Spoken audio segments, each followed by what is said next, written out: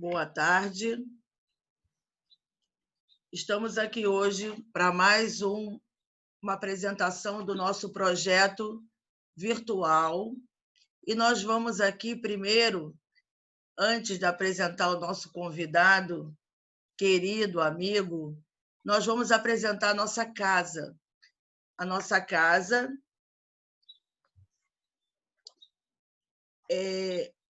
vamos apresentar primeiro aqui o roteiro.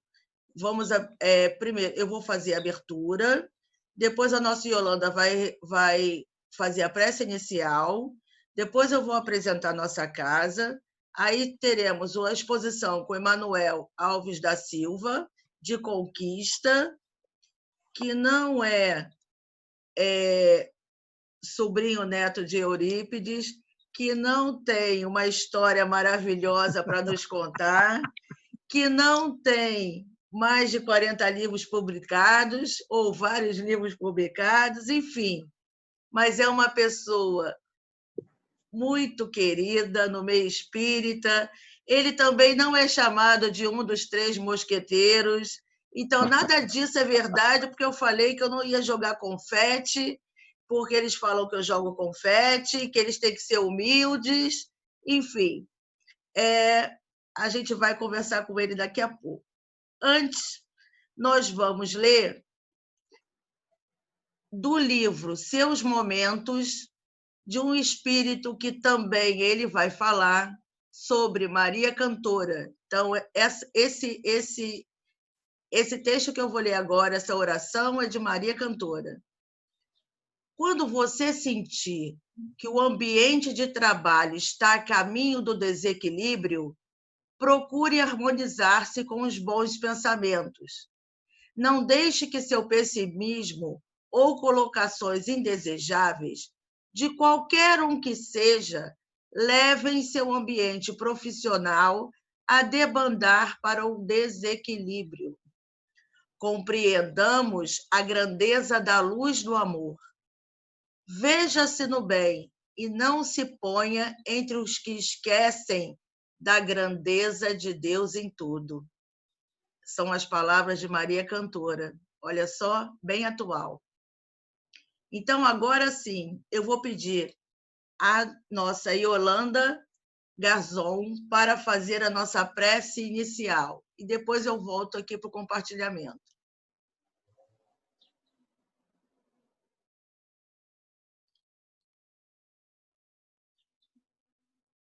Yolanda, abre seu microfone, por favor. Nós vamos, então, nos harmonizando, rogando ao Senhor Jesus, como viajores da eternidade. Queremos pedir, Mestre, nesta tarde, nos acolha nesta casa de oração, iluminada pelas bênçãos de Dr. Bezerra de Menezes. Que possamos estar sobre o amparo deste amigo benfeitor, auxiliando a todos nós no nosso reencontro físico, emocional e espiritual. Que o querido amigo Emanuel possa nos encantar com suas histórias do Espiritismo no Triângulo Mineiro. E, inspirado por Jesus, possa dividir conosco as lições dos pioneiros do Espiritismo e do nosso querido amigo Chico Xavier. Senhor Jesus, proteja-nos e fortaleça. E fortaleça com muita luz o nosso Emanuel em suas tarefas de divulgação do Evangelho do Cristo, e que suas palavras amigas e confortadoras nos inspire a ser uma pessoa melhor. Abençoa, Jesus, todos aqueles que estão interligados neste momento a este grupo, abençoando a Valéria, que ela também seja inspirada na condução desta live, para que possamos aprender, sentir-nos confortados, em paz, para sempre. Obrigada, mestre amigo, pela oportunidade que nos brinda esta tarde, de entrelaçarmos corações e pensamentos ao alto. Que assim seja, graças a Deus. Graças a Deus.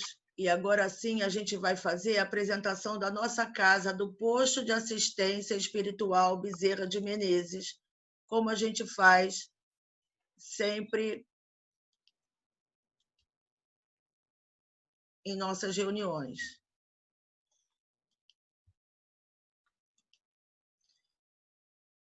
Então, aqui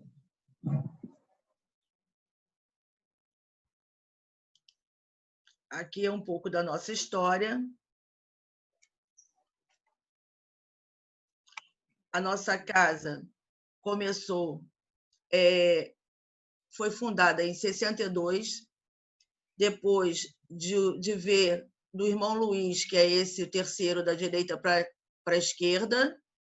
Ele viu o terreno lá do seu amigo Altivo, mas não conseguiu comprar por causa de documentação, dinheiro, etc. E aí ele conseguiu comprar o nosso terreno em Oswaldo Cruz. E aí, quando ele foi ao Chico, quando ele esteve em Uberaba, eles estavam tanto chateados com aquelas questões que até hoje, às vezes, a gente fica chateado. Então, o Chico falou que era para ele voltar ao Rio e pegar 3 amigos, 4 ou 5 amigos, um grupo de amigos, e comprar o terreno. Foi daí que ele fez o que eu falei, de comprar o terreno e abriu a nossa casa, o nosso posto de assistência espiritual Bezerra de Menezes. Então, desde 1962, com orientação de Chico Xavier, a nossa casa, que é uma casa simples, foi aberta por esse aí, que está encostado na parede, e o que está com o microfone é o nosso presidente atual, nosso irmão Carlinhos, que também conhece muito bem todos os lares do Uberaba. E esse grupo de amigos que eu falo é aquele grupo que também, quando o Chico vinha ao Rio de Janeiro, estava com ele no Marieta Gaio, nas reuniões do Marieta Gaio. Aqui a nossa casa, nosso irmão Carlinhos, que conheceu o trabalho de doutor Inácio, conheceu Dona Aparecida e essa turma toda. Nossa irmã Zenite, vice-presidente da nossa casa, na cozinha, com Lucimar e Jane, no espaço que a gente faz as tardes fraternas. Nosso trabalho de maca, orientado sempre pelo mentor da casa, doutor Bezerra de Menezes. A nossa evangelização, nosso Chico sempre presente, as crianças caracterizadas, nossa irmã Ivanilde. Aqui eles estão tiveram uma aula sobre Eurípides Barçanufo, aqui também, nossas evangelizadoras, e aqui também doutor Bezerra de Menezes. Então, é com muito carinho que eu chamo agora a palavra,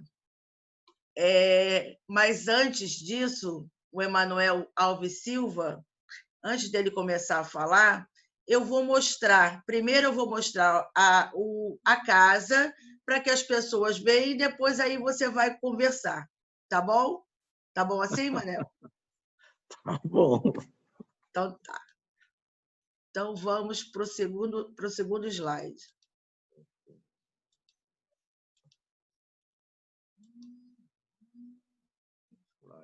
Aqui O tema de hoje é a doutrina do triângulo e o expositor Emanuel Alves Silva.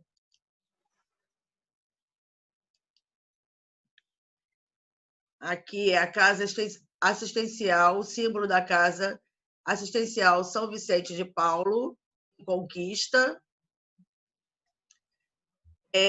O médium Emanuel, da cidade de Conquista, trabalhador da Casa Assistencial São Vicente de Paulo, fundada pela Dona Maria Cantora, escritor de mais de 30 livros, alguns psicografados pelo senhor Mariano, que a gente vai ouvir muito do senhor Mariano hoje, que foi o tio de Eurípides Barçanufo.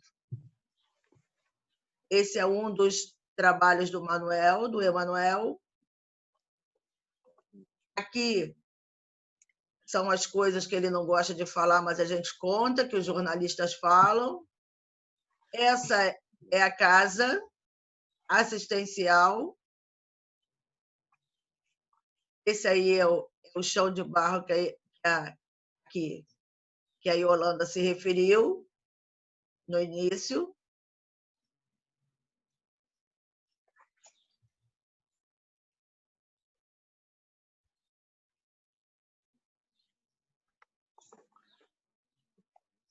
É uma casa que atende muitas caravanas, tem muito trabalho social, muito mesmo.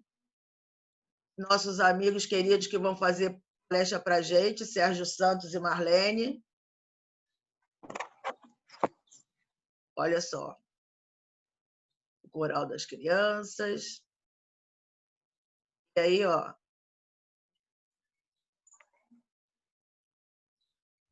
Essa foto, eu tenho uma foto parecidíssima com essa.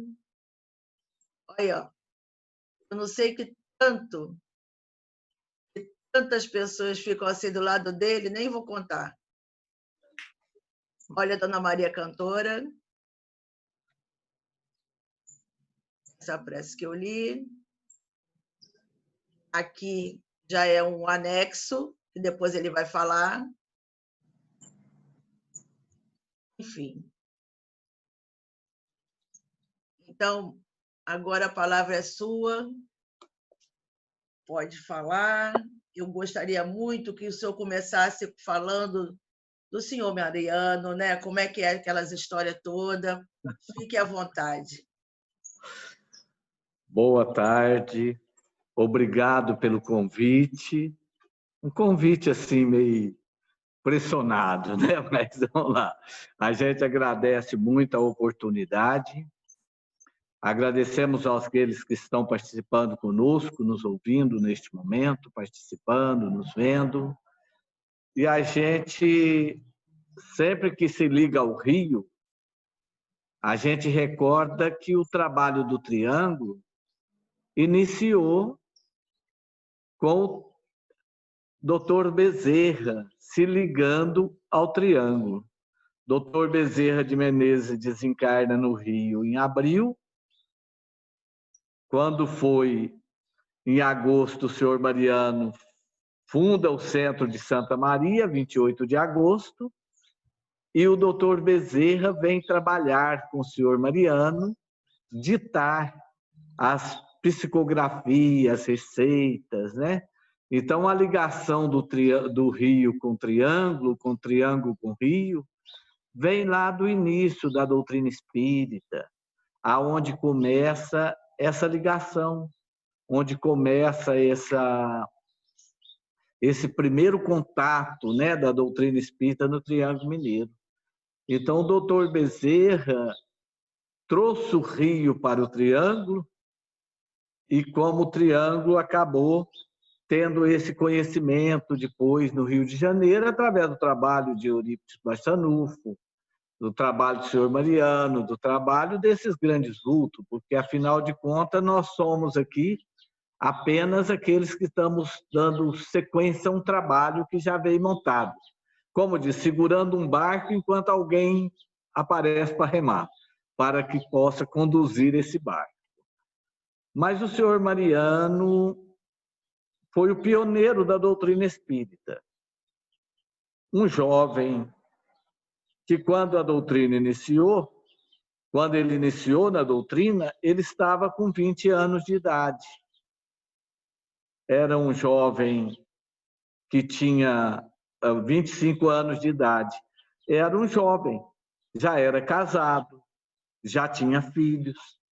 E ele iniciou na doutrina depois de um fenômeno que ocorria com ele, porque o pessoal fala, o senhor Mariano, ele não tinha conhecimento da doutrina espírita, mas ele já tinha contato com os espíritos. Ele tinha uma mediunidade mecânica extraordinária. A mediunidade do senhor Mariano era uma mediunidade de um processo tão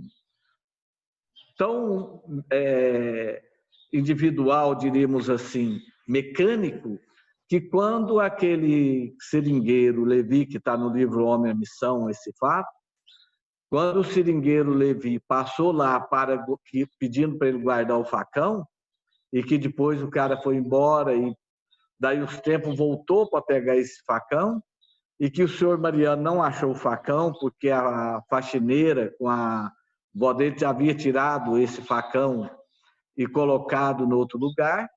Naquele momento em que o cara fala para ele que aquele facão era um facão de estimação, era um objeto que o senhor Mariano queria pagar ele o facão.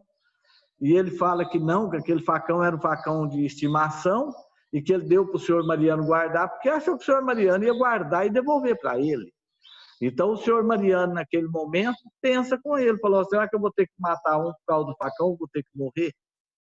E ele senta na mesa do escritório dele, porque ele tinha... ele era guardador de livro, na época, escriturário, e naquele momento ele senta lá e põe a pensar, e a mão dele se impulsiona, o espírito pega na mão dele e escreve. Vai lá que o facão está debaixo do jacá no quarto de despejo. Quer dizer, não sabia onde estava esse facão.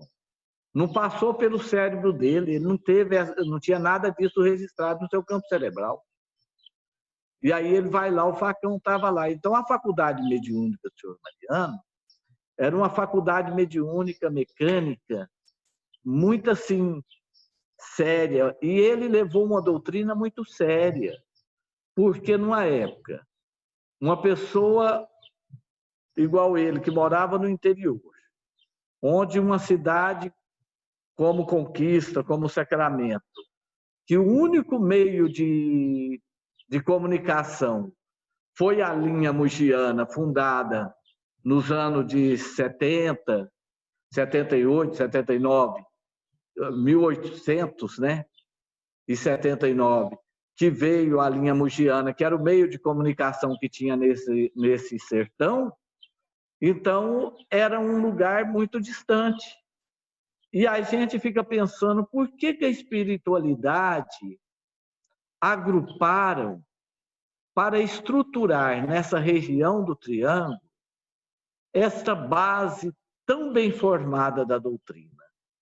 Porque foi uma base muito bem formada, porque iniciou pelo senhor Mariano. Mas o senhor Mariano, ele atraiu espíritos e companheiros de uma estrutura fabulosa. Ele teve o irmão dele, que era o tio Luizinho, era um médium claro-vidente, que conseguia descrever para a pessoa os móveis da casa da pessoa sem nunca ter ido nela. Que descreveu vários fatos que as pessoas não tinham como negar aquilo do qual ele estava falando. Tivemos o tio Quinca, que é outro também pouco conhecido no meio espírita, não se vê falar. O tio Quinca tinha um conhecimento da área de medicamento, de plantas, extraordinário. Quando o senhor Mariano foi impedido de a farmácia dele funcionar, o tio Quinca levou o medicamento para a casa dele, mas a tia Zeca. E lá na casa dele, tinha um quarto no fundo, ele colocou os medicamentos, o doutor Bezerra ia lá através do senhor Mariano, dava a receita, o pessoal levava a receita e o tio Quinca preparava o medicamento. Então, ele agrupou, junto com eles, vários médios. Até que Eurípides chegasse, ele teve o Jason, ele teve o Aristide, que foi o que recebeu João Evangelista, no dia em que Eurípides foi assistir à reunião que questionou, se será que mesmo, questionou mentalmente, né? Se será que era mesmo que os mortos falassem com o vivo, ele queria ouvir o Sermão da Montanha, explanado por João Evangelista. E na hora de Aristide trabalhar, Aristide fica incorporado, mediunizado, e começa a explanar o Sermão da Montanha. E ao encerrar, ele dá o nome de João Evangelista. E tinha o Jason, que era um médium extraordinário. Então, antes de Eurípides, já tinha uma equipe estruturada com médiuns extraordinários. E quem eram esses médiuns? A maioria desses médiuns eram descendentes de escravos, porque tinha o candomblé. Porque o pessoal fala, o senhor Mariano enfrentou a igreja. Não, não foi só a igreja. Ele teve que enfrentar aqueles que eram seguidores da Igreja Católica, mas ele teve que enfrentar aqueles que eram seguidores das crenças africanas, daquelas religiões africanas, daquelas crenças africanas.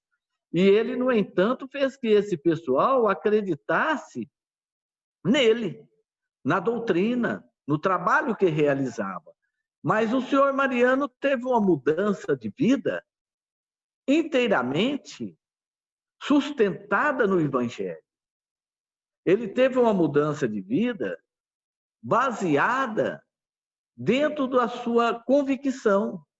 E a mediunidade dele era uma mediunidade tão apurada, diríamos assim, que aquelas pessoas passaram a ter nele uma crença, uma confiança, porque não tinha médico. Não tinha médico. Eram lugares no interior que não tinha médico, que não tinha recursos. E quem era que ia socorrer esse povo? Então, os espíritos, o espírito principalmente do Dr. Bezerra, através da faculdade mediúnica do senhor Mariano, que auxiliava esse pessoal. Imaginemos uma pessoa obsediada, naquela época, há 120 anos atrás, como que essa pessoa lidava com o processo obsessivo. Não existia livros, não existia trabalhos, não existia clínicas psiquiátricas e não existia médicos. Então, o senhor Mariano, o trabalho que ele fez foi um trabalho gigantesco na área da saúde. Foi acudindo o necessitado que ele fez que a doutrina prevalecesse.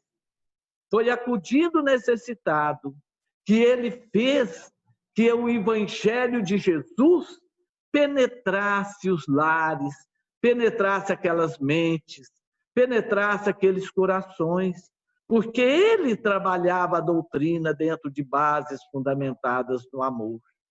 Essa doutrina iniciou nessa simplicidade, no trabalho da necessidade e benefício do próximo. Porque nós falamos muito no senhor Mariano, falamos muito no Eurípides Barçanufo, mas nós esquecemos, como nos disse uma vez o nosso companheiro altivo, nós esquecemos dos médios estaca, aqueles médios que seguram a casa, aqueles médios que seguram o trabalho, aqueles médios que sustentam para que a obra prossiga, e através do senhor Mariano, junto com o senhor Mariano e junto com toda a equipe, tinha esse médio estaca. Estava lá esses médios que manteve toda essa estrutura da doutrina para que a doutrina pudesse sustentar. Mas junto com o senhor Mariano, tinha uma pessoa que foi fundamental na obra do senhor Mariano, que foi a tia Erondina, a esposa do senhor Mariano. Por quê? Olha, pensemos nós numa situação como o senhor Mariano viveu. Começou uma doutrina onde ele fundou uma equipe, um grupo. Esse grupo, no início, foi cercado e orientado por Frederico Peiró. Frederico Peiró era considerado o homem mais rico da região. Era dono de uma caeira, de uma fábrica de cal. E ele veio da Espanha para cá, Aqui ele começou um trabalho. E ele conhecendo, participando do trabalho na casa do Antônio Cesário em Uberaba, que era um médico que tinha um trabalho de psicofonia dentro do seu lar, era uma pessoa que na época era da sociedade, porque ele era um advogado, ele era ligado à polícia, ele era uma pessoa que tinha um alto domínio social.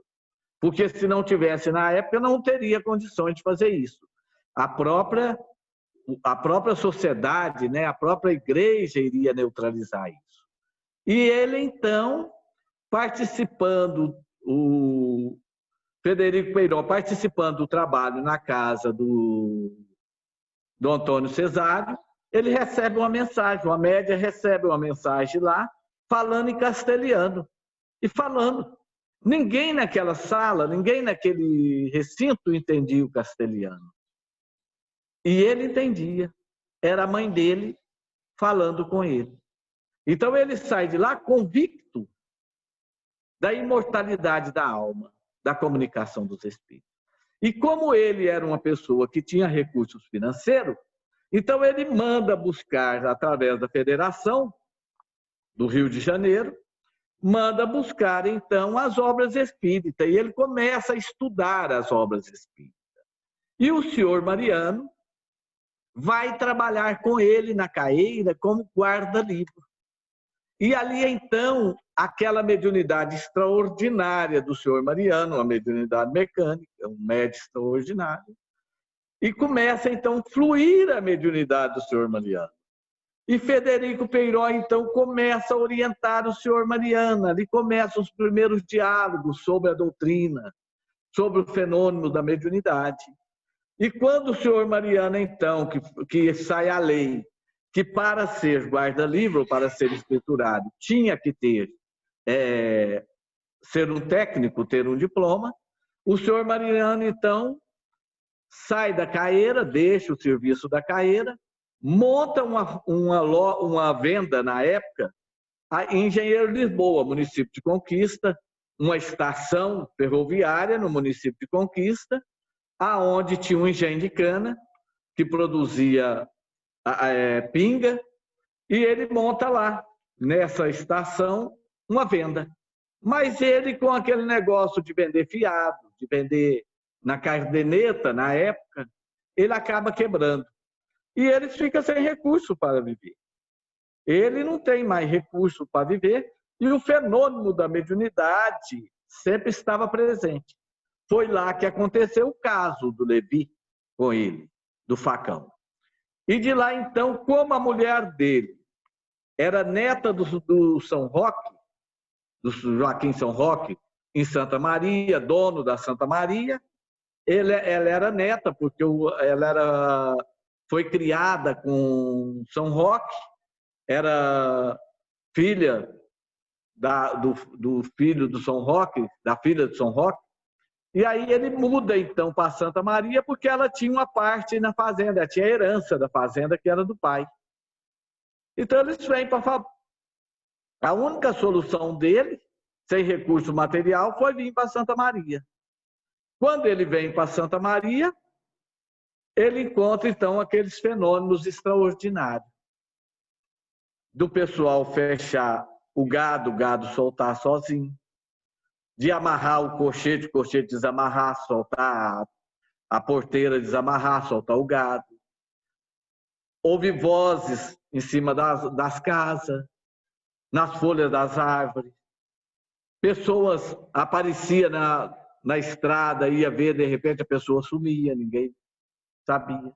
E começou vários fenômenos. E aquilo em vários lugares. Tinha muitos moradores na época, e aqueles moradores todos começaram a viver aquele tormento, aqueles fenômenos. E aí o que ele faz? Ele recorre a Frederico Peiró. Ele vai atrás de Frederico Peiró, porque ele sabia que Frederico Peiró conhecia daqueles fenômenos. Frederico Peiró, então, veio para Santa Maria, eles montam em Santa Maria o primeiro grupo espírita. Junta aqueles moradores, monta um grupo espírita de estudo, de fenômeno, começa então as primeiras atividades mediúnicas. E aí eles faziam na casa de cada camponês, de cada morador, a reunião. Vai fazendo essas reuniões na casa de cada morador. 1900, então, ele funda o primeiro grupo espírita e começa o trabalho.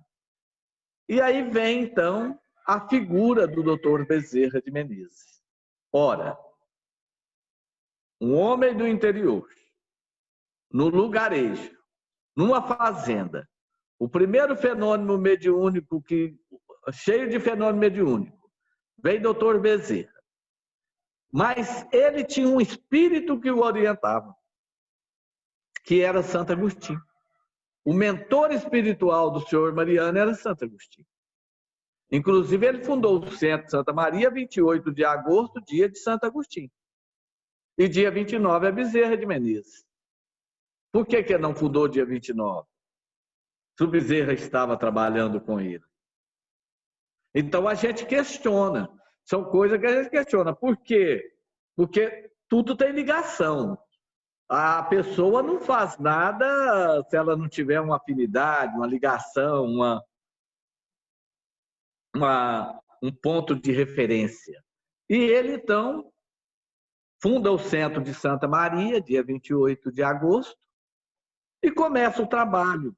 Aí aparece, na história da Santa Maria, quando nós vamos juntando essas peças, Santo Agostinho.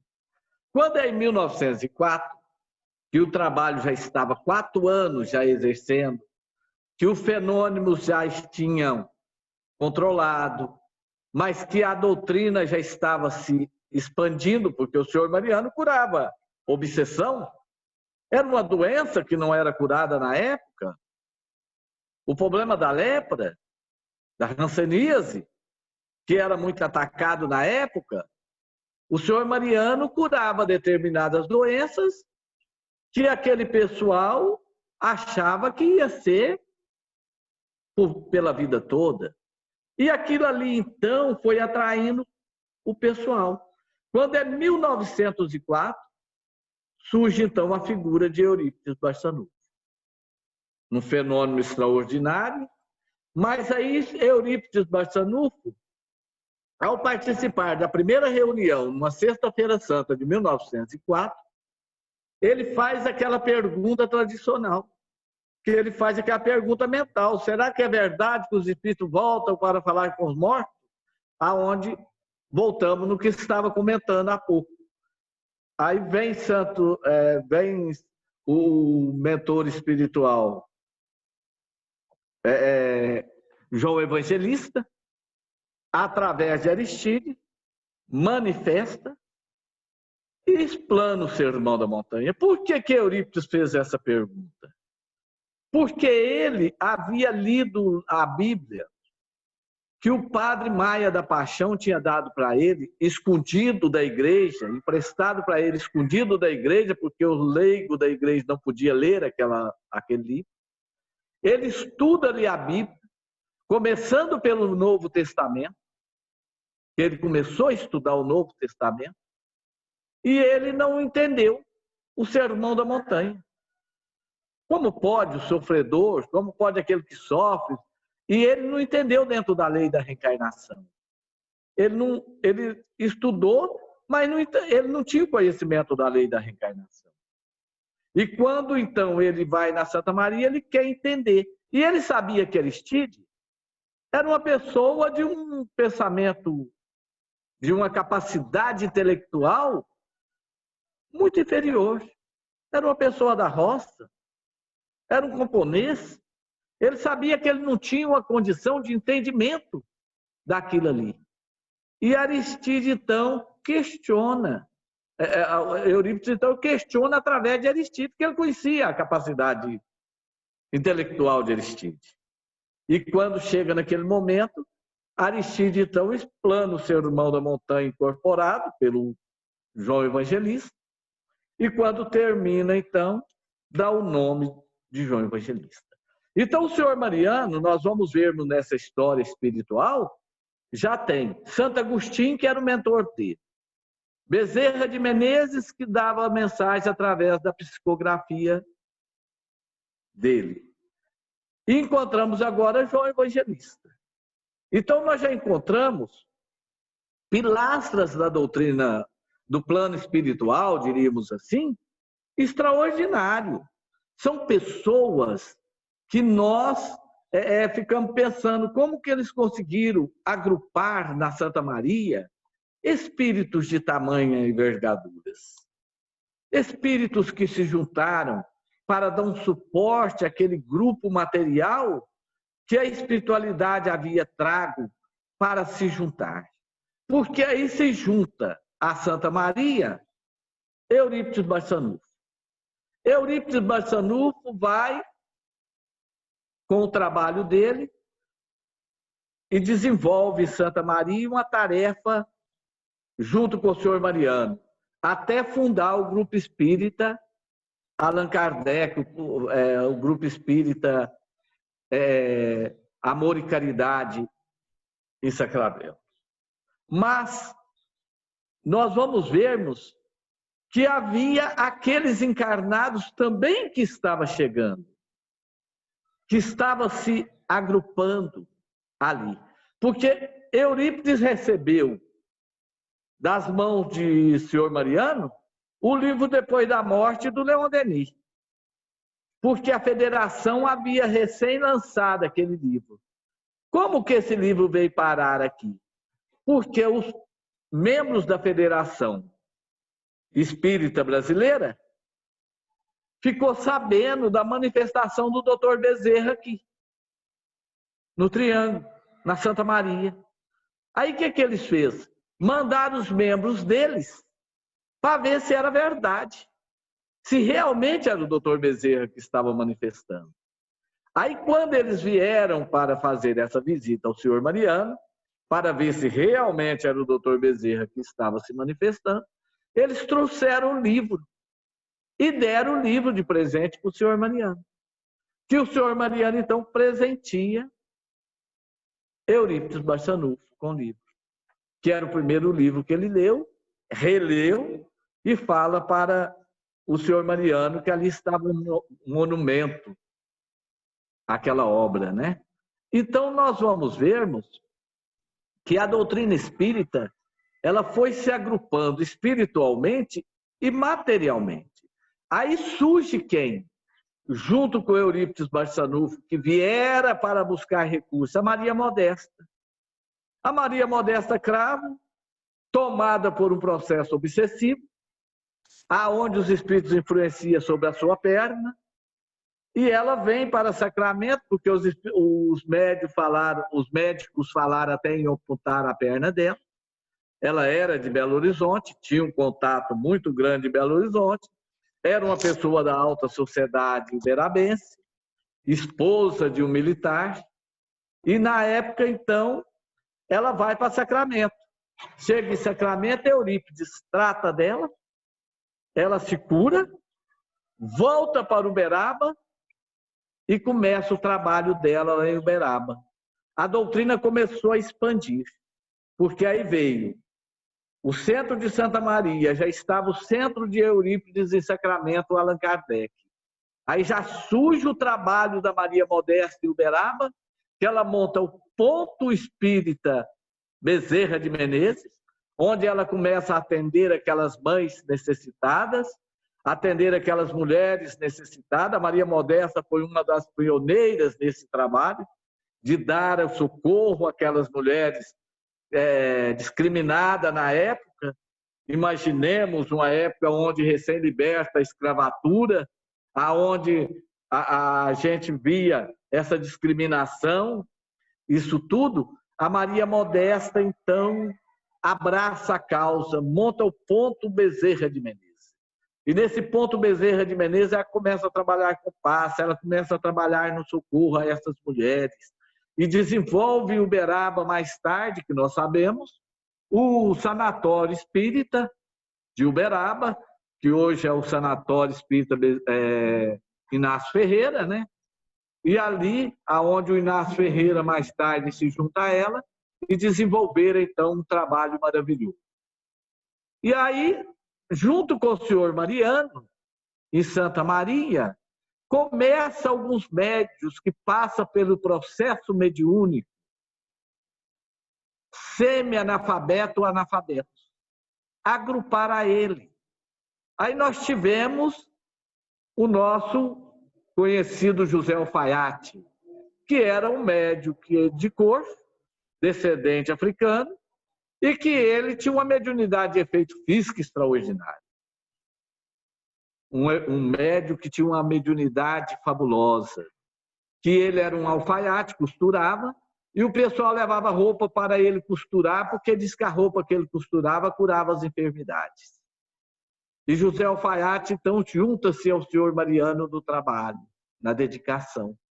Vem também para Santa Maria um médium analfabeto, que passou por um processo obsessivo terrível, porque ele saiu daqui da região do Triângulo, nasceu em Ipuã, estado de São Paulo, foi criado aqui no Bananal, município de Sacramento, pela madrinha, porque a mãe o rejeitou quando ele nasceu, o José Mineiro.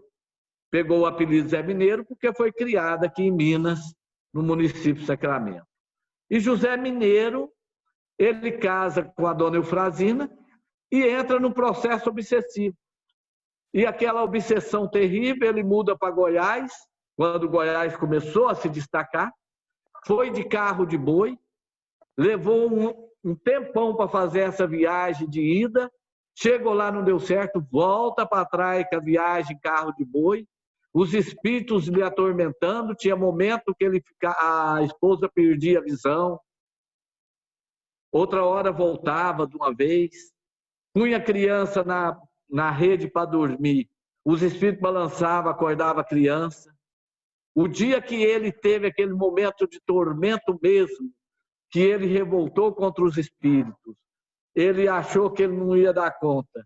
Ele ficou bravo com os espíritos era fogão de lenha. Os espíritos tiraram a brasa do fogão, jogaram na cara dele, queimaram ele. E ele, então, na hora que ele falou, agora eu vou ter que suicidar, porque o único jeito de eu ficar livre deles é suicidar. Então, era médium que já tinha contato com os espíritos. Ele não conhecia a doutrina, mas tinha contato dos espíritos. E aí, o senhor Mariano, então, naquele momento decisivo da vida dele, já Eurípides materializa para a mulher dele e fala para eles procurar Santa Maria, procurar o senhor Mariano. E aí Eurípides, então, orienta eles a procurar o senhor Mariano na Santa Maria. Eles vão para Santa Maria, que de Sacramento a Alto Porã, onde ele fundou a casa e onde ele morava, dá uma média de uns 60 quilômetros. Eles foram lá em Santa Maria. Chega lá, o senhor Mariano dialoga com ele, orienta ele na doutrina, o atende, né? Conversa com ele. E ele, então, mais tarde, recebe orientação para fundar um centro em Alto Porã. Fundou esse centro, que ainda funciona, tem as atividades lá no centro. As atividades ainda continuam. É um centro no meio de um cafezal. E José Mineiro começa aquele trabalho dele ali e soma ali ao trabalho de divulgação da doutrina do senhor Mariano. Mas esses médios, o senhor Mariano sugeria a eles a construir o centro, vai lá, constrói o centro. Mas ele tinha uma ligação direta com esses médios. Ele visitava esses médios de vez em quando. Esses médios vinham direto no trabalho de Santa Maria. O senhor Mariano com o Zé Mineiro tem um caso muito interessante. Quando eles chegaram com um rapaz obsediado numa carroça de animal, dá 60 quilômetros daqui, lá no Zé Mineiro. Chegaram com o rapaz obsediado para o senhor Mariano tratar. O senhor Mariano, considerado aquela antena paranormal, né, um maior médio que existia até então. Aí o senhor Mariano olha e vira assim, não, esse rapaz precisa, você leva ele lá no Zé Mineiro, que o Zé Mineiro vai tratar dele. Ora, era 60 quilômetros, numa carroça de animal. Um rapaz obsediado, amarrado com couro de animal, algemado, com couro de animal, dentro da carroça. Como? Mas o senhor Mariano mandou e eles fizeram. Levaram esse rapaz no Zé Mineiro, dentro dessa carroça, chegou lá, o Zé Mineiro foi tratar desse rapaz. Foi tratar dele. Na hora que o Zé Mineiro mandou soltar ele, que ia tratar dele, o rapaz fica incorporado, mediunizado. E o espírito fala para ele que o que ele pedisse, ele fazia. Porque quando o Zé Mineiro foi rejeitado pela mãe e morou aqui no Bananal, ele era criança e tinha um jagunço refugiado da polícia que vivia escondido nas grotas. E o Zé Mineiro era criança, passava a mão no caldeirãozinho de comida e levava para ele lá na grota escondido, no meio do mato. Quando chegou lá, o Zé Mineiro vai tratar dele, ele fala, não, eu te devo obrigação. E eu sou aquele que você levava comida para mim lá, no meio do mato. Eu te devo obrigação. Então, o ato de caridade. A gente muitas vezes pergunta por que fazer a caridade? Para nos brindar pelo sentimento de amor, pelo sentimento de esperança. E foi aquele momento que o Zé Mineiro, então, conversa com ele. Fala, então não faz isso para o nosso irmão.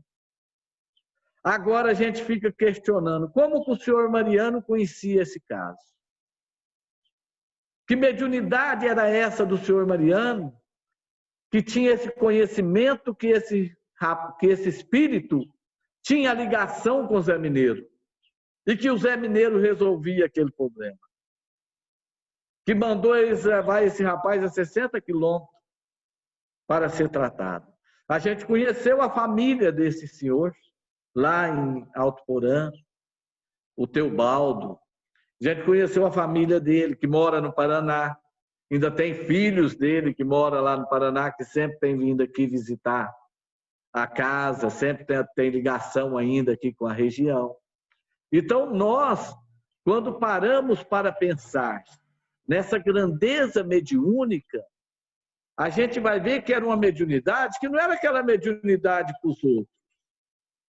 Porque hoje, infelizmente, nós temos mediunidade para os outros, para orientar os outros, para falar para os outros, para dar conselho para os outros, para viver a doutrina para os outros. E essa mediunidade que o senhor Mariano viveu, essa mediunidade que o Zé Mineiro viveu, que o Zé Mineiro estava dentro de casa, eles chamaram ele para ir tratar de um rapazinho que estava passando mal, que estava doente, que era para o Zé Mineiro ir lá tratar do rapaz. O Zé Mineiro foi sair, naquele momento Eurípides, a mulher dele, tinha vidência, né? O Eurípides aparece para a mulher e fala para ele, avisa ele que eles estão esperando ele no meio do cafezal para matar ele. Mas que é para ele ir, que nós estamos com ele, estamos amparando ele. Se fosse um de nós, iria, ou a mulher estava perturbada, ou nós não iríamos, ou, como diz, ela seria a primeira. O Zé Mineiro sai, vai, chega no meio do cafezal, os caras estavam armados de pau. Naquele momento, abre um clarão no céu como fosse um lençol de luz, começa a cair tipo estrelas, 2 correu, um enjoelhou no pé dele pedindo perdão. Ele pegou os pau que os caras estavam lá e levou, até pouco tempo ainda tinha lá, escureceu pelo tempo, né? Mas não temeu aquela situação. Então a gente encontrou médios que teve uma estrutura na base do senhor Mariano extraordinário. E médios que nós, graças a Deus, tivemos o prazer de conviver. Daquele que falava, vai e vai dar certo. Tenha confiança. Acredita. Nós, falando nessas histórias, a gente lembrou do pai da Egorina Cunha, do Ataliba, que era da Santa Maria. Trabalhava com o senhor Mariano, lá na Santa Maria. Conheceu o Sinhazinha através do telefone. Ele ligou lá para Eurípides para buscar um remédio em Sacramento. Sinhazinha atende o telefone, ele apaixonou pela voz da Sinhazinha. Aí ele vai lá conhecer Sinhazinha, né? Conhece Sinhazinha e pede Sinhazinha em casamento. E Eurípides, então, recebe uma mensagem que elas têm. Essa mensagem está no livro da Sinhazinha, um livro que o Poggetti conseguiu ajuntar uns documentários da Sinhazinha, que fala que naquele livro que o doutor Bezerra deu uma mensagem, que eles já tinham sido casados há várias reencarnações passadas, estaria dando sequência, né, à afetividade. E eles, então, o Ataliba, a Sinhazinha desencarnou em 61, e o Ataliba ainda viveu vários anos depois e ficou paralítico, teve um problema de enfermidade de reumatismo e foi para a cama. E a Egorina nos contou, a Nizinha, várias vezes isso, que ela chegou no quarto, a Egorina, o Ataliba estava chorando, muito emocionado. E ela perguntou a ele: o que foi, papai? Ele falou: o doutor Bezerra esteve aqui. Sentou aqui ao lado da minha cama. E ela falou: nossa, mas qual foi a dádiva que veio o doutor Bezerra aqui? Ele veio me falar, minha filha, que daqui 10 dias eu vou desencarnar. Se fosse um de nós, era na hora, não ia esperar 10 dias, não. Ia ser num momento que o doutor Bezerra falava, ou nós ia falar que estava tendo uma miragem, que estava tendo uma alucinação, mas não ia acreditar que era o doutor Bezerra. E não, esses então 10 dias passou. Ia dizer que não era o doutor Bezerra, não é? É, lógico. Aí o doutor passou os 10 dias, o doutor Bezerra, imaginemos, nós esperando 10 dias para desencarnar. Como que nós iríamos ficar sabendo que nós iríamos, daí 10 dias, que situação que nós ia ficar nesses 10 dias, o mundo de angústia? A gente fica pensando nisso. Como foi esses 10 dias de Ataliba? Como foi esses 10 dias da família? E aí a Egorina foi no Chico, encontrou com o Chico, nesse intervalo. E falou: Chico, o papai disse que o doutor Bezerra se fez para ele e disse que daqui 10 dias ele vai desencarnar, Chico. Chico falou: e é verdade. E vocês não têm direito de desfazer da mala dele. Quando deu os 10 dias, fazia o culto no lar. O culto que é feito lá na chácara era feito dentro da casa delas. Fazia no quarto por causa do Ataliba ficar na cama. E naquele momento foi fazer o culto. Fez o culto das 9 horas. Ele pediu que Egorina segurasse na mão dele e fizesse a prece de encerramento. Ao terminar a prece, quando ela olha, a Ataliba já tinha partido. Então, a gente fica olhando a estrutura que a doutrina deu a esses médios, a confiança, a base que o senhor Mariano deixou, essa base fundamentada no trabalho de amor, no trabalho de caridade. E aí juntou ali, como Zé Mineiro, e como nos pediu para falar aí da Maria Cantora, se junta também a esse grupo da Santa Maria, a Maria Cantora. Nasceu em Belo Horizonte, na região de Belo Horizonte, foi para o Rio de Janeiro, mais uma do Rio que veio para o Triângulo, né? Aí foi trabalhar aí no Rio, que o patrão dela era médico, teve aí os contatos dela com a obra do Bezerra. Depois ele mudou para Ribeirão Preto, na época do café, na época da lavoura, né?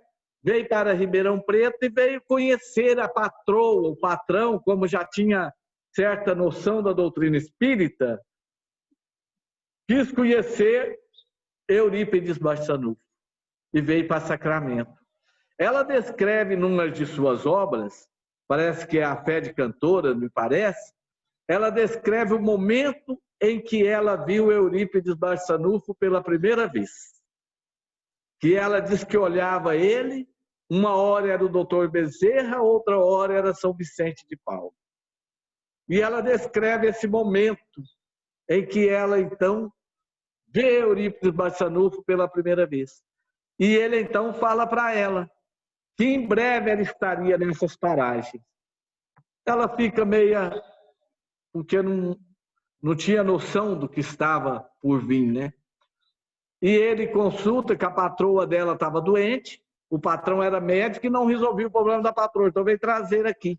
Ele dá o remédio e fala que ela em breve estaria liberta daquilo. Volta para Ribeirão, ela desencarna daí uns tempos, e o patrão então, como ela tinha nascido filha de escravo, numa senzala, e ela então tinha, o patrão fala que ela era livre, que ela tinha liberdade para fazer o que ela queria. Então ela fala para o patrão que ela queria vir para Sacramento. Ele pega, dá parte das roupas da patroa para ele, as coisas da patroa, e dá o dinheiro para ela vir embora para Sacramento. Ela vem para Sacramento, arranjou um barraco e foi trabalhar no Hotel do Comércio, aonde recebeu o maior número de doentes que vinha para se tratar com Eurípides. Ali ela começa a trabalhar com Eurípides, trabalhar com o senhor Mariano na Santa Maria, conhece a obra do senhor Mariano, começa a trabalhar com o senhor Mariano na Santa Maria. Nesse intervalo, a mulher do senhor Mariano fica doente. E ela então vai ajudar a mulher do senhor Mariano lá na Santa Maria e fica lá trabalhando na casa do senhor Mariano até que a mulher do senhor Mariano recupera. E depois, então, ela vem para a Conquista, por orientação do senhor Mariano, por São Vicente de Paulo, através da faculdade do senhor Mariano, orienta ela a vir para a Conquista. Ela teria um trabalho a desenvolver. Ela vem para a Conquista, aqui também tinha um hotelzinho, ela começa a cozinhar nesse hotel, a trabalhar nesse hotel como cozinheira, e compra uma casa muito simples, já fora da cidade, porque aqui é onde nós estamos, era fora da cidade. Ela compra uma casa, um terreno, a casa com terreno, mas o pessoal começa a procurar ela, porque conhecia ela da Santa Maria, pessoal que frequentava, para tomar passe. E o senhor Mariano, então, fala para ela que não era para ela dar passe dentro de casa, não transformar a casa dela numa casa espírita. Aí o próprio senhor Mariano, com o filho dele, que chamava Bittencourt, que tinha apelido de Corte, vem e compra um terreno ao lado, que era um pasto, e doa a ela. O Corte compra e doa a ela, e ali eles constroem um centro, um barracãozinho, né, um ponto, para que ela desse passe. Então, fundou ali o Centro Espírita São Vicente de Paulo. Esse centro, ela tocava. E ela tinha esse terreno, era um terreno muito grande, um pasto que dava vários terrenos e tal. Ela começou a pegar aquelas famílias que não tinham onde viver, que não tinha recursos financeiros, que não tinha onde construir uma casa, e mandava construir os barracos. E aqui, então, tinha vários barraquinhos onde o pessoal morava. Depois, a gente, quando assumimos a mocidade, na época, em 1985, né? A gente teve algumas casas que a gente ainda reformou, construiu de tijolo, e ficou até aqueles velhos, aquelas pessoas que estavam aqui, desencarnar. A gente teve o compromisso, né, com esse pessoal. E a dona Maria Cantora, então, dava para o pessoal falava, por que a senhora não vende? A senhora vive, porque ela não tinha aposentadoria, ela não tinha documento. Ela não tinha aposentadoria, ela não tinha nada. Só que tudo que vinha na mão dela, ela passava para os outros. Maria Cantora ficou conhecida na região pela ato de caridade. A casa dela, ela hospedava as pessoas espíritas que vinham de Alto Porã, Buqueirão, que é uma região aqui do outro lado do Rio, Franca. O pessoal vinha para assistir os trabalhos do senhor Mariano. Hospedava aqui para depois pegar o trem para ir embora. Que era o trem de ferro, era o único meio de veículo, né? De transporte. E ela hospedava esse pessoal. E quando o senhor Mariano construiu o centrinho dela, com coste, ela hospedava, os homens ficavam no centro para dormir e as mulheres dentro da casa. Então, ela hospedava o pessoal. E a Maria Cantora ficou conhecida pelo seu trabalho de abnegação, pelo seu trabalho de caridade, porque ela não tinha nada. Ela era uma mulher muito...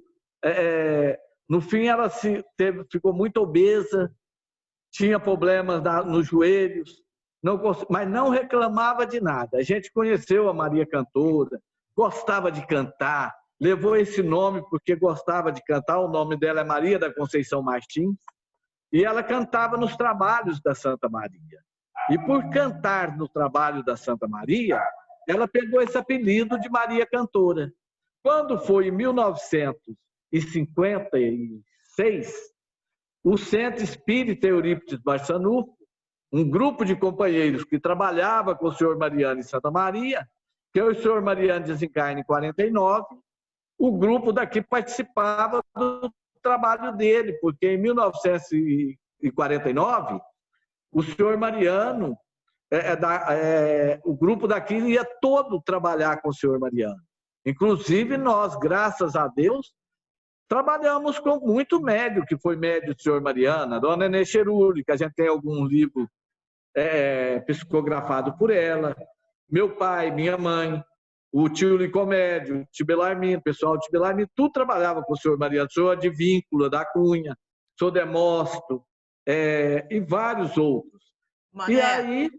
É aquela época que você fala que tinha as carteirinhas, que todo mundo tinha uma carteirinha. Como é que é essa história das carteirinhas? Porque era muito médio, não é? Era muito médio na época.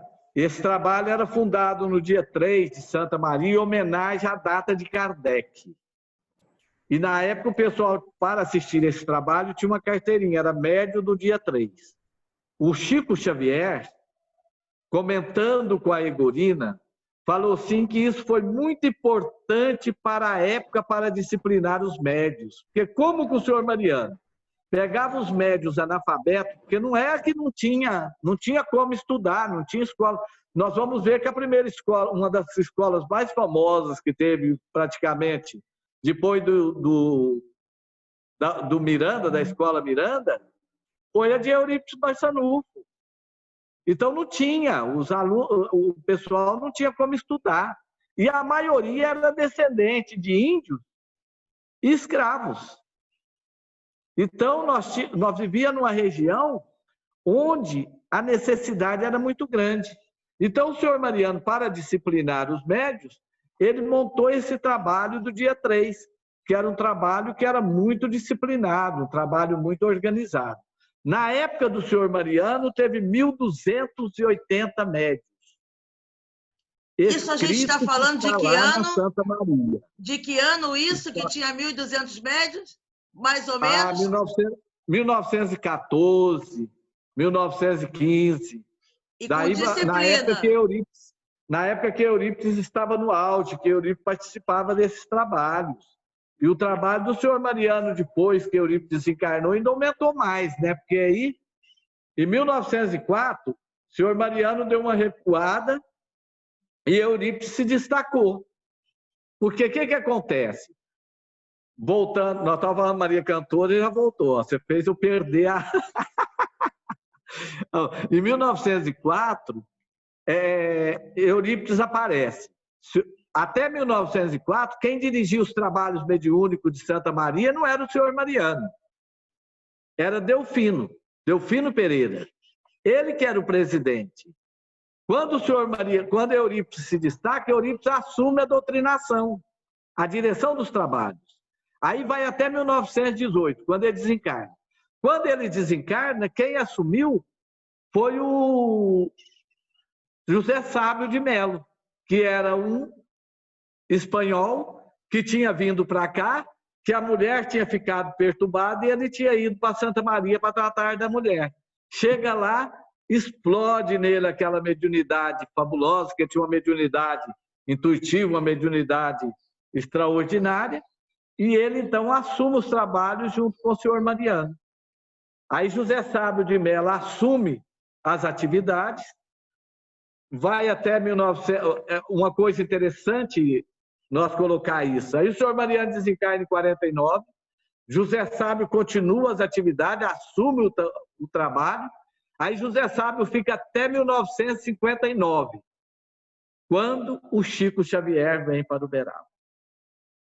Aí em 1959 ele fica doente, a família dele é de Franco, que é do pessoal do Samelo, né? E o Samelo é o Sábio de Melo que eles se juntaram, do José Sábio de Melo. E aí eles levam ele para Franca para tratar, e aí o Chico então vem para Uberaba. Aí se volta então a doutrina para o Chico Xavier. Aí o Chico já encontra as casas espíritas estruturadas, em Uberaba, com o pessoal que participaram da Santa Maria, como o Sr. Raul, Adelino de Carvalho, Joaquim Cassiano, Maria Modesta, e etc e tal. O Chico chega, já tem várias casas espíritas fundadas em Uberaba, aonde então ele começa o trabalho dele, já, como diz, escorado, já amparado por aqueles médios que já tinham aquela estrutura doutrinária e do qual vai dar a ele também já estava, não é? Suporte para a doutrina. Antusa também já estava. A Antusa, que também foi aqui de Eurípides Barçanufo, né? Não dá para falar sobre todos, porque senão não... É muita coisa. E aí a Maria Cantora, nesse trabalho dela aqui em Conquista, como a gente estava citando, a Maria Cantora, ela traz essa estrutura. E aí, quando funda o Centro Espírita Eurípides Barçanufo, ela pega tudo que ela tem, o terreno, a casa, e passa no nome do Centro Espírita Eurípides Barçanufo. Deixa tudo no nome do centro. E o pessoal perguntava a ela, falou, mas por que a senhora não vende? Ela falou, não é meu, não foi eu que comprei, isso pertence à doutrina. E aí ela, então, passa no nome do centro. Quando foi em 1978, ela desencarna. Torna-lhe muito amiga da mãe Corina, a mãe Corina que escreveu O Homem e a Missão, que pesquisou sobre a vida de Eurípides Barçanufo. A mãe Corina saía de Sacramento para vir aqui bater papo com a Maria Cantora, conversar com ela, dialogar as duas. Então tiveram um contato, uma amizade. A mãe Corina vinha aqui fazer distribuição em Conquista e vinha encontrar com a Maria Cantora. E a Maria Cantora se torna, então, esse vulto. Passa o que ela tem para o nome do centro e vive de esmola o resto da vida dela. Aí, uma vez, um juiz de direito veio aqui para a Conquista e proibiu que fizesse doação, que desse esmola. Aí falaram dela. Aí ele veio aqui visitar ela, ver o que estava acontecendo. Aí ela pegou, tinha a companheira dela, que era Maria Cuiabana, que foi uma senhora que ficou perturbada, porque o marido abandonou, porque ela não podia ter filho, ela ficou perturbada, foi tratar em Uberaba com Joaquim Cassiano, e depois Joaquim Cassiano falou que ela precisava procurar um centro espírita. Ela vem e procura a Maria Cantora. A Maria Cantora perguntou a ela se ela tinha onde morar. Ela falou, não. A Maria Cantora trouxe ela e pôs dentro da casa dela. E ela se tornou a maior benfeitora junto com a Maria Cantora. Viveu junto com a Maria Cantora 38 anos. Cuidou da Maria Cantora. E aí ela mandou a Dona Maria trazer uma cadeira, pôs lá para o juiz sentar. e falou para o juiz, falou, ô, dona Maria, agora nós estamos tranquilos, porque o doutor vai nos ajudar, porque ele não quer que nós pede, que a senhora pede, que o pessoal nos ajuda, então ele vai nos dar o de comer, o de vestir. Aí o juiz logo falou para ela, falou, não tem problema não, pode pedir, não tem problema, senhora, ter as coisas que não. Mas ela praticamente não pedia, porque o pessoal sabia da necessidade dela, principalmente o pessoal espírita. Sabia da necessidade dela, ajudava, e só que ela, aquilo que ela ganhava, se chegasse alguém e pedisse, ela catava aquilo e já dava para os outros. A gente tem um livrinho que psicografamos da Maria Cuiabana, contando os casos dela. Chama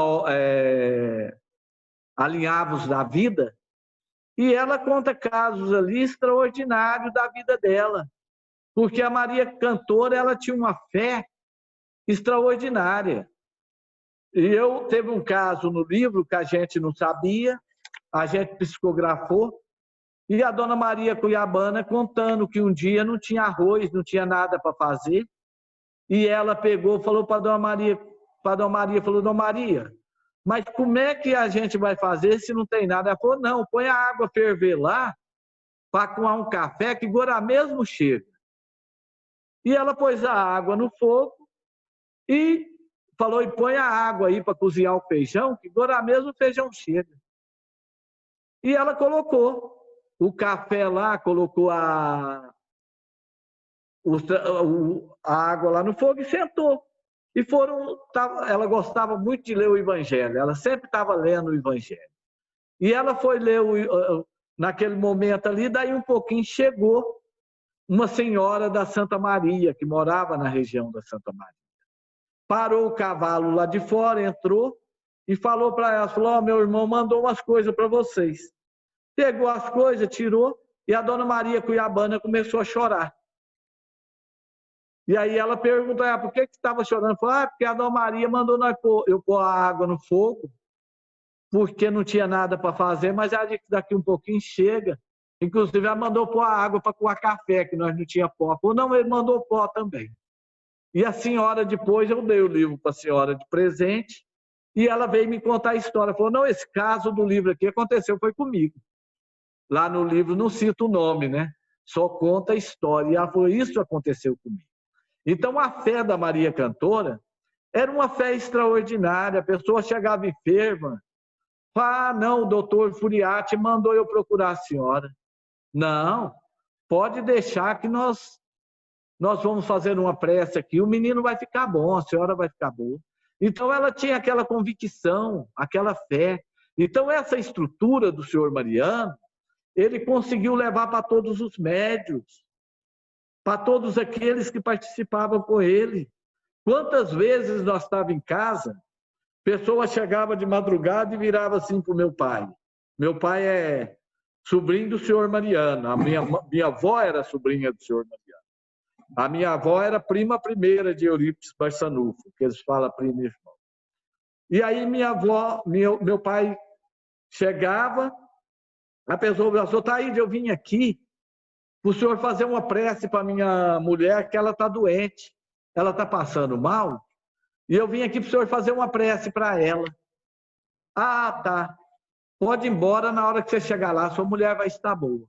Ele entrava para o quarto, fazia uma prece, e daí 2 dias a pessoa voltava para agradecer.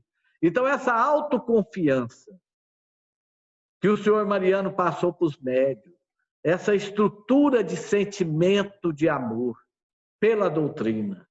Então, nós vivemos uma doutrina baseada muito nesse trabalho do bem, nesse trabalho da caridade, nesse trabalho do amor. Não é essa doutrina de falar para os outros, é essa doutrina de vivenciar a ação do bem. É essa doutrina que a mediunidade vai ao encontro primeiro daquele que o tem, em benefício da sua própria orientação. Com quem que o senhor Mariano orientou? Não foi com os espíritos através da sua própria mediunidade? Verdade. Com quem que Eurípides orientou? Não foi com a sua própria mediunidade? Com quem Chico Xavier orientou? Não era com Emmanuel? Através do seu próprio dom mediúnico? Então, nós precisamos pensar nessa imortalidade, aonde nós estamos vivenciando os exemplos de caridade em nós. Porque se eu não tenho obra, a minha caridade não me dá, a minha mediunidade não me dá sentido. Eu preciso ter obra para que a minha mediunidade flua em mim, gerando esperança para os outros, gerando consolo e gerando aquela certeza, credibilidade. Foi isso que esses médios produziram nessa região do Triângulo. Foi isso que Maria Cantora produziu. Sentada numa cadeira de madeira, porque não tinha nem cadeira de roda, ficava o dia inteiro sentada naquela cadeira. E quantas vezes nós chegamos, que meu pai, que no fim presidia a reunião, que ela falou para ele, tá aí, você vai presidir a reunião. Ah, mas eu não tenho estudo para isso. Meu pai tinha 3º ano de grupo. Falou, ah, mas eu não tenho estudo para isso, dona Maria. Como é que eu vou presidir uma reunião? Por ordem do doutor Bezerra. E aí ele assumiu a presidência do centro dela. Assumiu, ela ia, sentava do lado da cadeira do presidente, numa cadeira de madeira que eles levavam a cadeira dela e colocava lá, que está lá na outra instituição, que foi mostrado no slide aí, que mostrou a casa assistencial e mostrou o cantinho de luz, que na verdade é o Grupo Maria Cantora, né? Grupo Espírita Maria Cantora. E aí levava para ele, na hora que eles iam tirar ela daquela cadeira, praticamente para carregar ela, porque pegava um de cada lado nos braços dela, porque não tinha cadeira de roda. E ela, naquele esforço danado para mudar os passos, ela não dava um gemido. Eles tiravam ela dali, levava para o centro, alguém levava a cadeira dela. Tinha hora que nós juntávamos os meninos e catava 2 para carregar a cadeira, que era tudo pequeno, para pôr lá para ela sentar. Eles levavam ela sentava lá, participava das atividades, fazia a prece do doutor Bezerra decorada. Ela sabia a prece do doutor Bezerra. Mas aquela prece não era decorada. O sentimento que ela punha naquela prece vibrava. O sentimento que ela punha naquela prece curava. Porque o pessoal vinha de longe para ouvir ela fazer a prece do doutor Bezerra. O jeito, a vibração que ela fazia naquela prece, que ela punha na prece. Aí ela fazia a prece do doutor Bezerra na hora do passe, e ali então ela participava dos trabalhos. Então a Maria Cantora, ela deixou obra. O senhor Mariano deixou obra. Eurípides deixou obra. Nós falamos desses espíritas, mas são inúmeros médios, são inúmeros companheiros que a gente conviveu, né? O horário deve estar dando, né? Porque já tem quase 15 minutos que você está falando. Você ia falar só 10? Então, o Rafael está aí com o relógio na mão. Pois é, a gente fica aqui a vida toda, né, falando e escutando essas histórias que eu nem pergunto, eu fiz hoje nem nada. Eu falei para você que eu não precisava de perguntar nada. E você falou que não conhecia ninguém. Pois é. Você ia perguntar, eu não ia saber responder. Ninguém aqui perguntou nada também, porque eu não tenho o que perguntar, só ouvir. Agora eu quero saber o seguinte, agora eu vou perguntar, como é que está essa obra hoje? Porque geralmente a gente conta a história antes. Como é que está essa obra? Porque a casinha de Maria Cantora virou um ginásio. Então, como é que foi isso? Hoje a obra, em 1985, nós inauguramos uma parte da obra. O centro da Maria Cantora, aquele centrinho foi desmanchado, que estava quase caindo praticamente na época, estava muito velho, né? E foi muito... Na época construiu com o recurso que tinha. Claro. Então teve que desmanchar, construíram na época um companheiro, o senhor Paulo Assunção Valentino, queria construir um albergue noturno. e construiu, então, um albergue noturno, 240 metros quadrados na época de construção. E na época, os departamentos masculino e feminino, e aonde era o centro dela, que ainda existe lá o local, ele construiu o salão de reunião, dentro da construção do albergue. 1985, inaugurou. E ele entregou essa parte para a Mocidade Espírita, do Centro Eurípides Barçanufo. Mocidade Espírita Corina Novelino, em homenagem à Mãe Corina, porque a Mãe Corina que fundou a Mocidade Conquista, e a Mãe Corina vinha dar aula de evangelização aqui com as alunas dela. Ela ganhava passagem do proprietário da empresa de ônibus para trazer as meninas para dar aula de evangelização e conquista. Tivemos a honra de conhecer a Mãe Corina e de ser aluno das filhas dela, que ainda tem a Maria Helena, né? Sim. Que mora em Franca, que sempre a gente tem contato com a Maria Helena. E ali, então, construiu o albergue. Esse albergue durou uns tempos. Aí, quando foi um dia, a Egorina estava indo no Chico. E nós, então, aqui, como é uma cidade isolada, não tem pessoas que vêm como albergue noturno. Passava uma pessoa por ano, duas. E aí surgiu a ideia de mudar o nome. E nós tínhamos atividade com a criança, de evangelização, coral infantil, coral da mocidade, a evangelização e tudo, nós temos esse trabalho.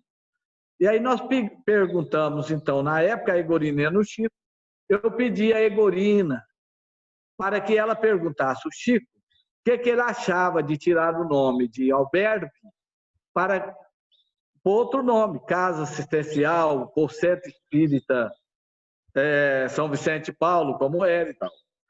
Aí a Egorina foi no Chico, o Chico pegou, mandou me falar que a criança tem o lar dela, o idoso também, que aquele que sai de casa em casa é porque não quer ter responsabilidade com a vida. Quer dizer, aqueles que não se preocupam, né? E aí nós tiramos, então, o nome, e que era para colocar casa, porque casa dá impressão de lar. E ninguém chega na nossa casa e invade a nossa casa sem nossa permissão. Certo. E aí, então, a gente pôs Casa Assistencial São Vicente de Paulo. Hoje nós temos na casa as nossas atividades, está tudo parado agora por causa da pandemia, né? Mas nós temos atividades aqui na Casa Assistencial quarta, sexta, sábado à tarde, de manhã nós temos os dentistas que atendem, os companheiros de São Paulo que montaram um consultório aqui, que também é uma história interessante, mas que não dá para falar agora. Até 4 horas da manhã a gente fica aqui. E aí tem as atividades de evangelização, temos o almoço todo domingo, que é o almoço que virou um almoço fraterno, que o pessoal fala é para o pessoal da cidade. Aqueles que vêm na casa, que participam. A criança chega no domingo, 8 horas da manhã, 8h30 da manhã, ele tem o café, aí ele toma o café da manhã, 9 horas entra para a sala de 9h30 entra para a sala de aulas, 9h30 começa a evangelização.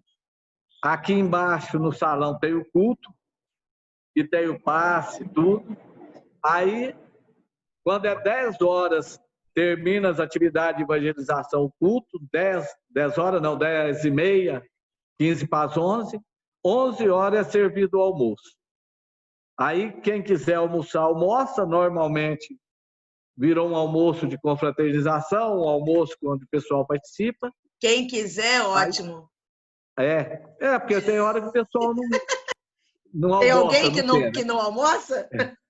E aí almoça e vai embora. Esse grupo do almoço são vários companheiros da cidade. Nós temos uma média de 12 grupos, com a média de 14 pessoas em cada grupo. Então, nós temos pessoal de Sacramento, nós temos pessoal de Garapava, nós temos pessoal daqui. Então, nós fazemos uma escala durante o ano, e o pessoal faz o almoço, eles normalmente doam as coisas do almoço, faz o almoço, participa do almoço, e aí a gente tem o grupo de evangelizações, de evangelizadores, temos trabalhos manuais, o pessoal faz os trabalhos manuais, e aí temos as datas especiais, igual a Páscoa, Dia da Criança, o Natal, que a gente faz as campanhas de cesta básica, né, para repartir. E temos um trabalho constante, igual agora que está a pandemia, nós temos repartido cesta básica, temos socorrido as famílias na cidade, porque por ser uma cidade pequena, e a gente não é quase conhecido, então se uma família está passando necessidade em determinado bairro, o pessoal nos comunica. E a gente tem a equipe que vai na casa, leva a cesta básica, verifica, né, o que está precisando, e a gente tenta ajudar no que é preciso. Ou Temos seja, uma participação também o trabalho direta. de Eurípides, hein, Mané? Ou seja, o trabalho de Eurípides e seu Mariano continua. Não que a gente faz, né? O povo faz, porque eu só mando. E tem o asilo também, que a gente dá o suporte no asilo, né? Porque o asilo aqui ele é uma diretoria, né? Que montou, é um trabalho filantrópico. A diretoria montou, tem esse asilo há muitos anos, e a gente dá o suporte no asilo, naquilo que precisa no asilo, caminha alguma coisa sempre está. E estamos lá no asilo. Estamos lá. Por enquanto a gente está indo lá, né? Não demora, eu falo que eu vou para lá, né? E as psicografias? Psicografia, aqui não tem médio de psicografia. Ai, começou, né? Ele. A psicografia a gente faz na última quarta do mês. Agora está parado por causa da pandemia. A gente faz aqui na última quarta do mês a psicografia pública e fazemos também na Guaxima, no centro da Guaxima, na última terça do mês. Toda última quarta e última terça a gente faz o trabalho de psicografia.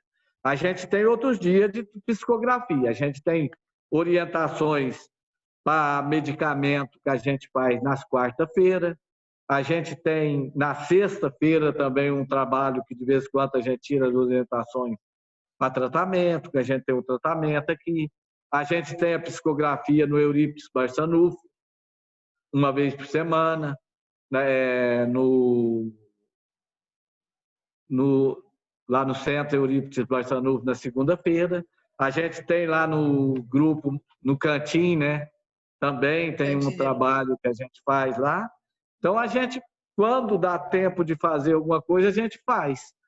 Participo em Alto Porão uma vez por mês, no primeiro domingo do mês, 13h tem atividade lá, a gente tem participado lá. Então, a gente vai aonde perturba o Tadeu de vez em quando, perturba o Marcelo de vez em quando, são os amigos, né? O Juninho, que o Juninho está até me cobrando para ir lá, mas a gente está dando tempo, né? Perturba o culto lá das 9h.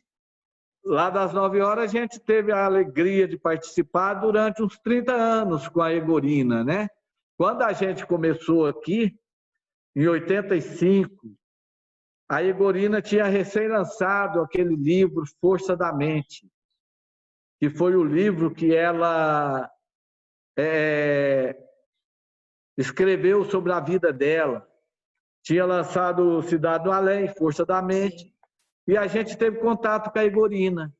E aí a gente passou a ter um trabalho direto junto com a Egorina. Eu falo que a Egorina foi uma médium que passou na Terra e poucos conheceram. A grande faculdade mediúnica de Egorina Cunha, o trabalho de Egorina Cunha, a fé de Egorina Cunha, foi uma coisa que passou muito despercebido. Egorina Cunha, a gente conviveu com ela. Foi um trabalho maravilhoso, foi muito aprendizado. Foi uma tarefa extraordinária que a gente desenvolveu. Eu estou vendo o Tiago está mandando mensagem aí. Vocês precisam chamar o Tiago para falar. O Tiago é um companheiro nosso aqui, o Tiago Zanqueta, é um companheiro nosso aqui, conhece muito sobre a vida de Eurípides Barçanufo, o trabalho da casa, viu? Agora que você já está falando, já está quase acabando, você está entregando os outros, né? Mas eu sei que eu estou com uma lista grande aqui. Então, olha só, Eu vou agora chamar a nossa Amandina, porque se deixar a gente fica aqui até amanhã de manhã. E eu sei que você só queria falar 10 minutos, né? Então eu deixei você ficar 15 minutos só. Então, assim, Então, tá bom. com os meus companheiros todos aqui de equipe, minha diretoria maravilhosa, deixou. Então, eu não vou agradecer a você, não, porque a gente não agradece, né? Eu vou chamar você daqui a pouco, mas agora nós vamos pedir a nossa irmã Amandina para fazer a nossa prece das quartas-feiras, que como a nossa casa está fechada, então tem as pessoas que estão acamadas, doentes de Covid, e depois, mesmo com a Amandina fazendo a prece, eu vou pedir para você dar uma mensagem para esse momento atual, fazer a sua despedida e também uma oração final. Tá bom assim? É muita coisa, né? Mas vamos É ver se eu muita dou conta. coisa, mas vai ficar só nos 12 minutos ao todo, se a gente for contabilizar. Tá bom? Deus abençoe. A Amandina pode, por favor, ligar seu microfone. Já está ligado. Obrigada. Gratidão a Deus, Pai de amor e de luz. De joelhos em espírito, de todo o nosso coração, queremos te agradecer, Senhor, esse alimento espiritual que tivemos nessa tarde. Esse alimento que nos sustenta a nossa alma, que faz com que possamos refletir, buscar a confiança em nós, o potencial em nossas almas para trabalhar junto com Jesus, nosso irmão maior.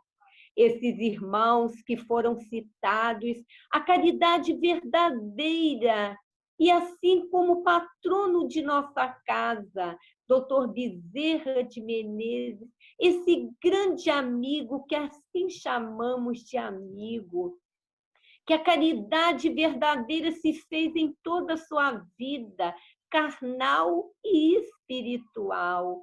Obrigado por este momento. E neste momento, Jesus, querido irmão e amigo, sob a sua égide, esse amigo querido Dr. Bezerra de Menezes, com essa falange de amor e de luz, que possa, Senhor, visitar a cada um de nós que aqui já estamos sustentados diante desse alimento, que possa cuidar de cada um de nós no propósito do trabalho, que possamos confiar cada vez mais que podemos trabalhar e muito em busca daqueles que necessitam. Neste momento, querido irmão e amigo, rogamos que possa visitar todos os nossos irmãos enfermos, seja qual for a enfermidade, que estejam nos seus leitos de dores, em seus lares, nos hospitais, em clínicas, aonde estiverem, que possam receber a sua visita.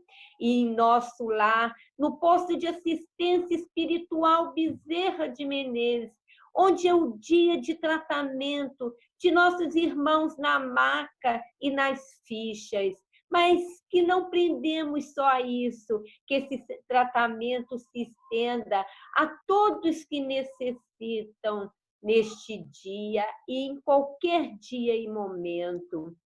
Jesus querido, Jesus amigo, que possamos, Senhor, buscar sempre em mente que temos que trabalhar e servir junto a Ti. E assim, Jesus, neste momento também, seja com toda a nossa humanidade, seja com os outros países, Senhor, que tanto está necessitando, nossos irmãos libaneses, seja com eles, Jesus, seja também com o nosso Brasil.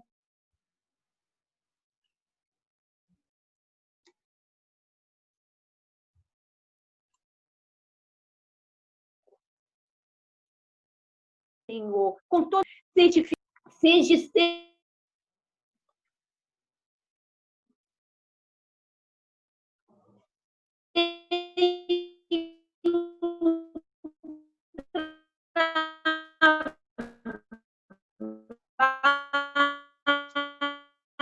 hoje, Senhor Pai, na espiritualidade, temos a certeza do acolhimento, do amor, da luz com que são recebidos. Olhai a todos que se encontram na espiritualidade, parentes ou não, e que nossa Mãe Maria Santíssima continue cuidando de nossos irmãos suicidas, para que comecem, Senhor, a ter as suas reflexões. Agora, neste momento, rogamos a Ti, Jesus, médico dos médicos, que do laboratório divino possa ser trazido remédio para nossas águas que aqui estão, que possa cada um de nós receber o remédio necessário para nos dar sustentação, nos dar força, coragem, bom ânimo, principalmente o bom ânimo, para seguirmos. E logo, logo vamos estar trabalhando todos juntos. Estamos trabalhando agora em mente, mas estaremos trabalhando fisicamente. Obrigado por tudo, Jesus. Obrigado pelo nosso irmão Emanuel trazer esse alimento para nós, saber que podemos fazer muito e às vezes achamos que não. Muito obrigado, que Deus abençoe o seu trabalho, abençoe a sua vida, irmão. E assim, obrigado, Jesus. Obrigado, doutor Bezerra de Menezes, com essa falange de amor e de luz. Obrigado, Maria Santíssima, nossa mãe querida. E, acima de tudo, agradecidos a Deus, Pai de amor e de luz, devolvemos a palavra à nossa irmã Valéria. Graças a Deus.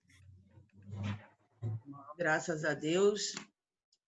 E assim, a gente, mais uma tarde de luz, como diz o Tadeu, sempre, né? E eu gosto de repetir, essas pessoas que tanto nos ensinam, às vezes a gente é criticada porque, mas tem tanta gente aqui que a gente pode chamar, sim, mas nesse projeto a gente está precisando ouvir tudo isso, né? Se a gente gosta tanto de Bezerra, se a gente acredita tanto em Bezerra, se Bezerra foi até São Mariano, né? Se ele for... Então, a gente precisa também fazer essa ligação, essa ponte, e falar dessas pessoas que poucos aqui no Rio de Janeiro conhecem.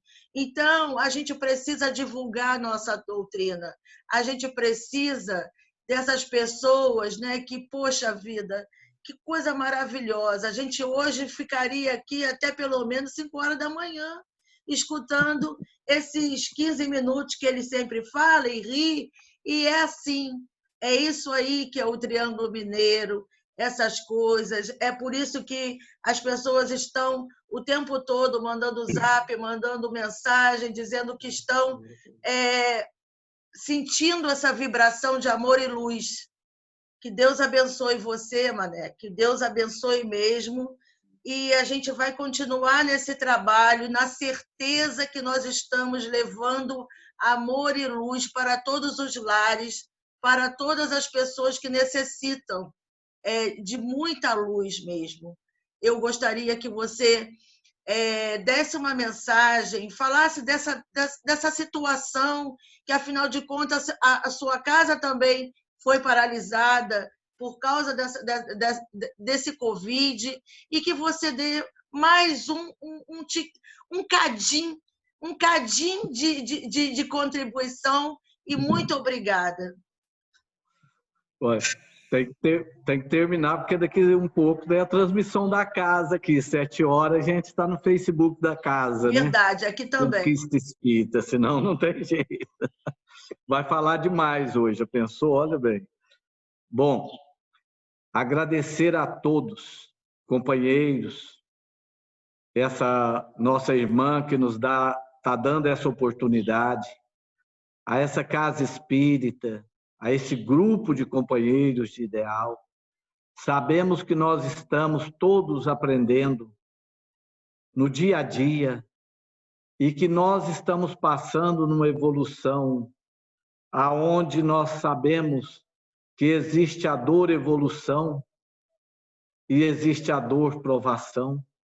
E a humanidade, muitas vezes, por vigilância, buscou essa dor evolução nos momentos de declívio, nos momentos de invigilância, e que nós precisamos construir o nosso mundo no caminho da felicidade, da harmonia, da fé, porque nós estamos aí às portas dos dias dos pais.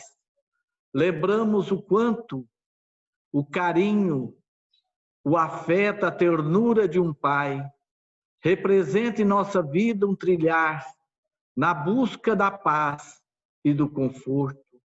O quanto o gesto afetivo de um homem, uma palavra de conselho, uma palavra de entusiasmo, uma palavra de reflexão, nos toca a alma para que nós possamos guiarmos e sentirmos a importância desse caminhar terreno, quando nós lembramos que o nosso genitor nos auxiliou, além de dar a vida física, nos deu a orientação para a vida, a orientação para a crença da imortalidade.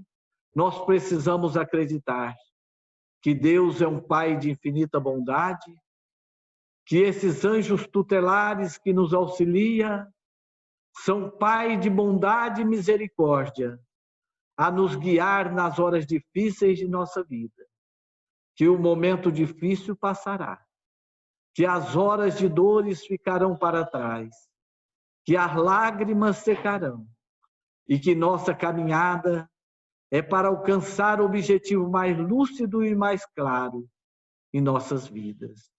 Se o nosso Pai, que é um homem falível diante de nós, de matéria, carne e matéria, nos consolou os nossos corações, nos tirou dos nossos pensamentos, dos pensamentos mentais, muitas vezes perturbadores, nos deu o divertir e o de comer.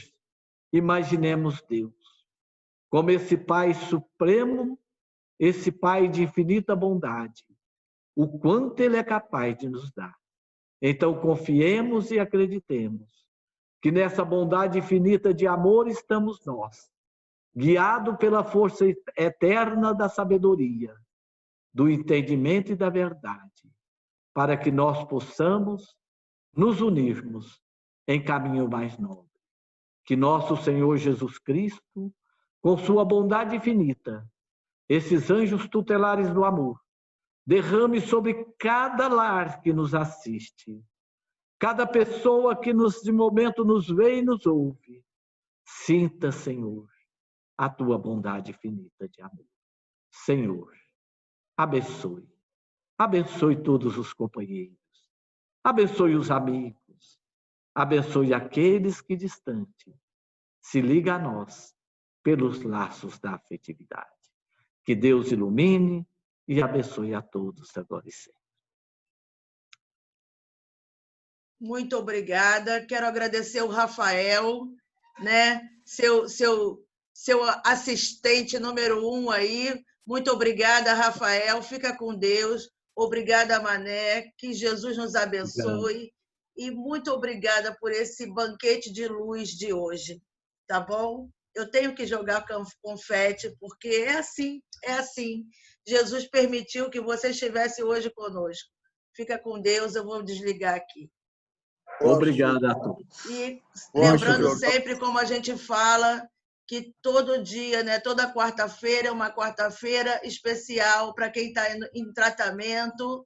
Vamos pedir, deixar nossa garrafinha com água lá, que nosso remédio vai chegar, se Deus quiser. Eu estou recebendo muita mensagem aqui, algumas você já leu, mas é sempre assim, né?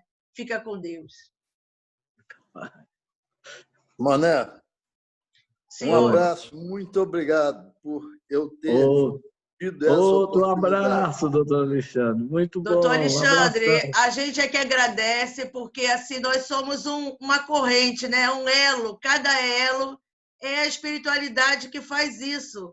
A gente não é nada, eles é que estão ligando esse elo. E é necessário isso, né? É importante. Nós estamos aqui toda quarta-feira. E então, semana que vem, estaremos aqui novamente. Fiquem com Deus, que Jesus abençoe. Muito obrigado. Até uma próxima vez. Até uma próxima vez. Obrigada. Obrigado, gente. Abração.